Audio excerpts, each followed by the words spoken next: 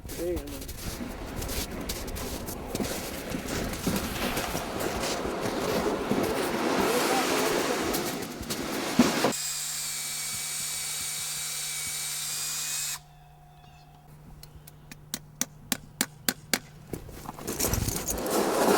And well, that's the old-fashioned way.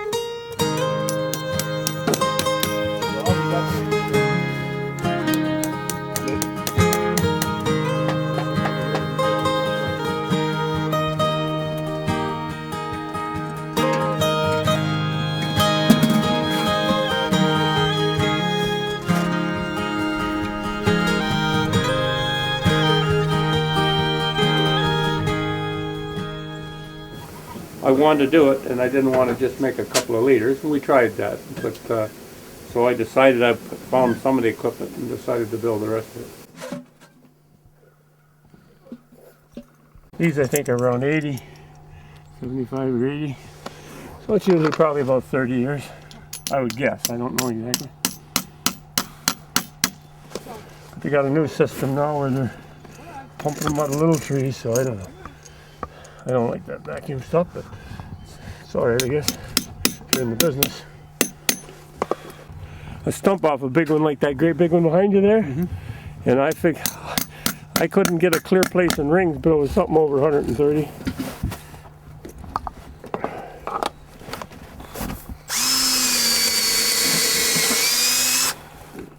Well, we just get that big tree done now and we're done for lunch.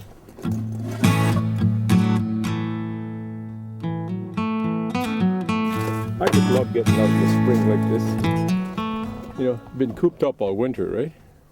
All of a sudden you get a chance to get out and do something.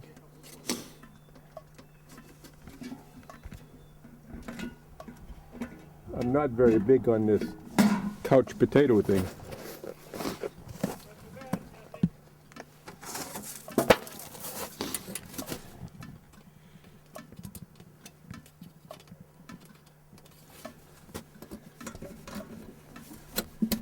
We had a big maple sugar bush, and my uncle had a farm next door to us. He didn't have quite as many trees as we did, but he had the sugar shack. So him and my dad had a deal where he would tap all our trees, tap all his trees. My dad would help them boil, and then they would share on some of the syrup. He had a real neat setup. He was only about 5 feet tall. And when he built his sugar shanty, he had the evaporator, and then around it, he had a platform. So he didn't have to bend down all the time to feed the fire. I always thought that was ingenious. I was up in northern Ontario, in the Noelville. Can you imagine? Christmas Town. Oops. And the maple syrup up there tastes totally different than up here, for whatever reason.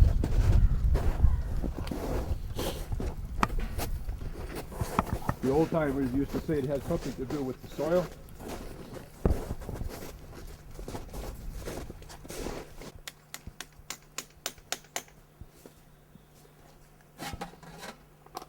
How many are you going to have up there, Bill? 10 maybe. Oh, I'll bring up 12.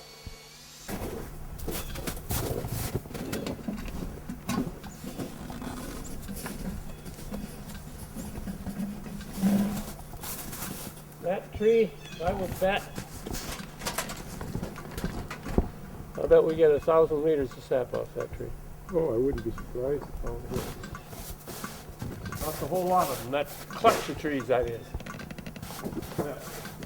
But when it's running, it's always 2 trips for us to do this tree.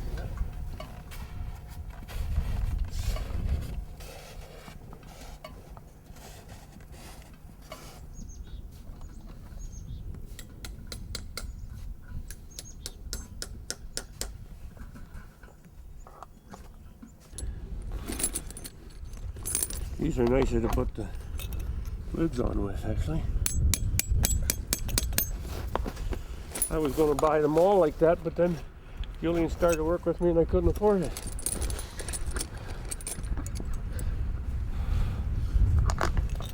well. We do anything for our friends, don't we? Help our friends.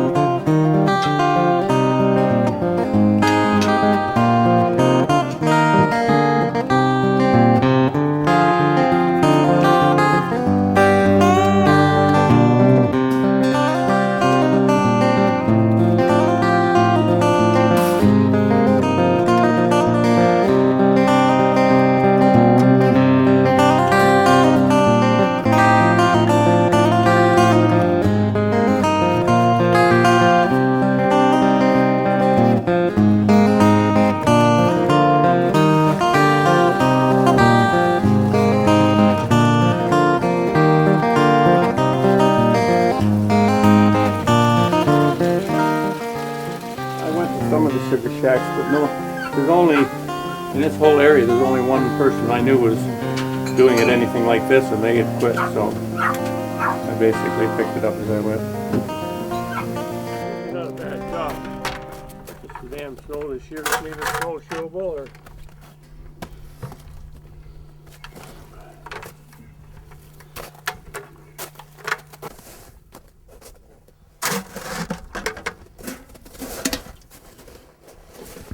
good today, I think.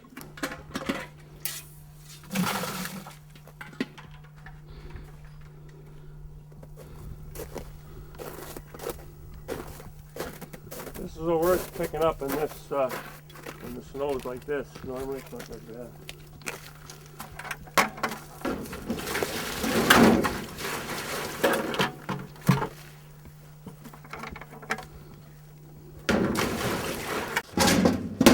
Latest I've ever known. But what will happen if it turns really warm quickly, the season will be over. As long as it stays fairly cool at night, we're probably okay for a while. You can't what did 2 years ago. Most people got about half or less of what they normally get. It's farming. It's all depends on the weather.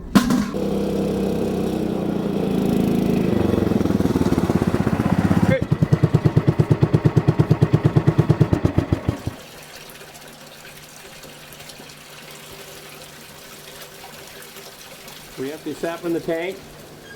We will pump it up into the high tank so it gravity feeds here. Then we feed it here just at a rate that we can keep it all boiling.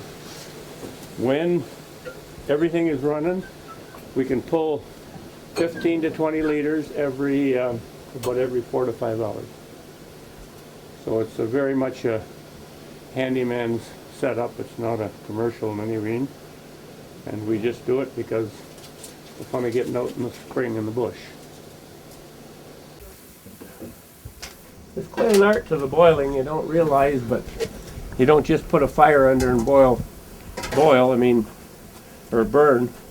There's a lot of different ways you can get drafts to the fire, and different pressure outside changes the way it burns, and so all of that is part of the process. It takes a while to get used to all the nuances. Oh, you were? I just fed it. You just, what, tripped it? Because the temperature at which water boils changes with the atmospheric pressure. But not by much, but a little bit, and it's important. So we set that up for 0 each morning before we start, so that we know that we're at boiling when it's at 0. And then as it becomes syrup, closer to syrup, it boils at a higher and higher temperature. So when we get to the temperature we want, we know we have syrup. It's pretty much a regional have the pressure. It can vary a bit, I guess, but no, it's normally by region, and that's when they say a low is coming in. The weatherman, what he's telling you is that the barometric pressure is dropping. And storms are always associated with low barometric pressure.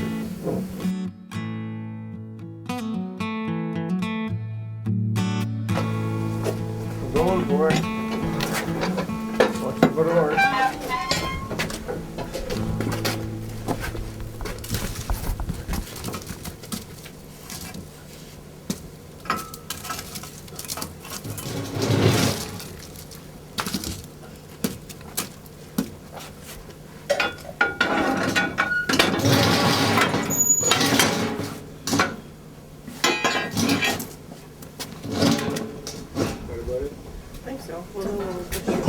Okay, turn her down.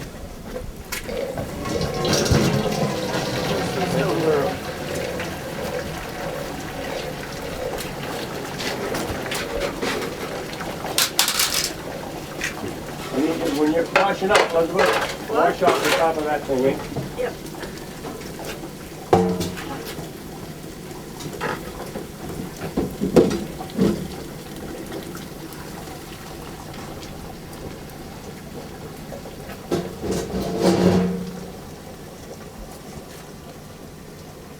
Okay. Lift it up then. Quick! Don't go slow, go quick. All right.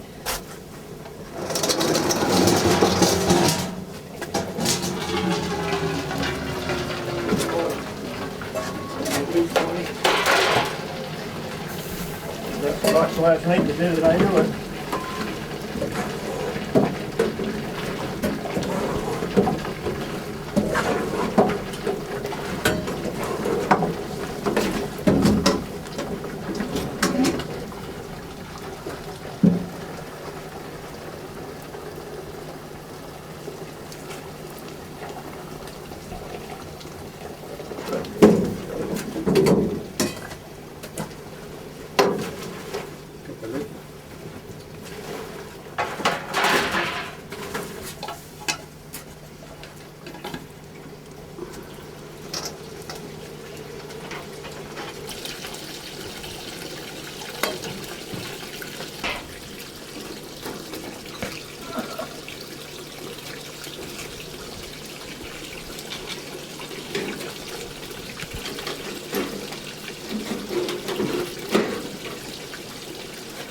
All that gathers. Yeah. Nice, eh? Wouldn't that be nice if it was in the syrup? No, you don't want that.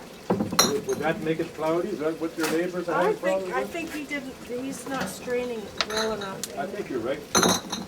And he's getting some of that in. And you know that just rinses off in water.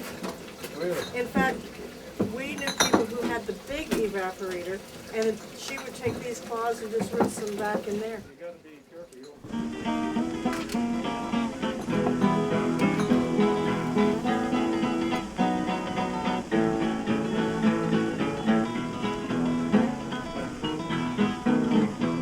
I woke up this morning, what you reckon was on my mind? My brown told me to leave, but I told her just wasn't going. Woke up soon this morning. What are you doing? When the clock was striking 4. What happened? All again, my baby crying, Daddy, please don't go. Show me the train you call the cannonball. That's the train, it don't stop here at all. My mama told me when I was quite a child. What'd she tell you, boy? Having a good time now, but trouble after a while.